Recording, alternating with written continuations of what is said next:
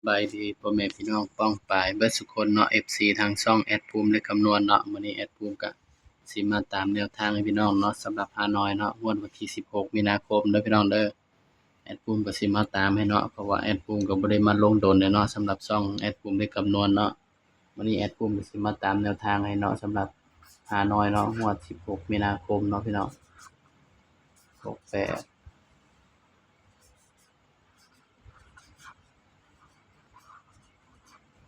ตัวฮานอยเด้อพี่น้องเด้อ 3 หน่วยเนาะพี่น้องเนาะแอดภูมิก็ให้3 หน่วยเนาะนี่สำหรับมื้อนี้เนาะก็ถือว่าปังอยู่พี่น้องแต่ว่าแอดบ่ได้เอามาลงให้เนาะก็เข้า2 หน่วย3 หน่วยเนาะมื้อนี้เนาะพี่น้องเนาะถ้าแอดเอามาลงก็ถือว่าแตก3 หน่วยเลยเนาะมื้อนี้พี่น้องสำหรับแนวทางฮานอยเนาะมาเบิ่งนำกันเนาะตัวเด่นสำหรับตัวเด่นเนาะ แอดให้เด่นที่7 8 9นี่เด้อพี่น้องสำหรับตัวเด่นเนาะนี่แอดให้เด่น7 8 9เนาะพี่น้องเนาะสำหรับ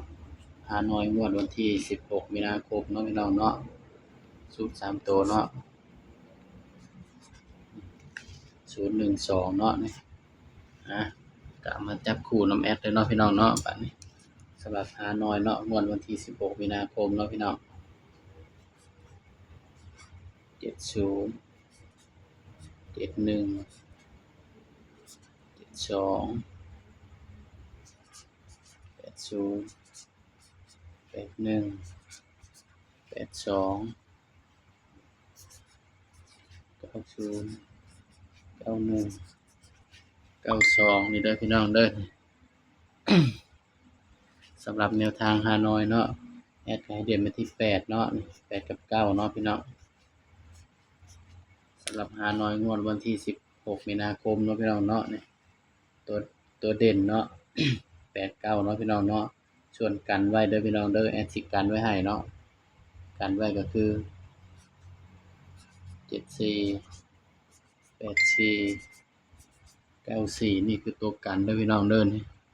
สำหรับแนวทางฮานอยเนาะของวันที่16มีนาคมเนาะพี่น้องเนาะนี่ไปหมักก็ตามเนาะพี่น้องเนาะตัวเลขก็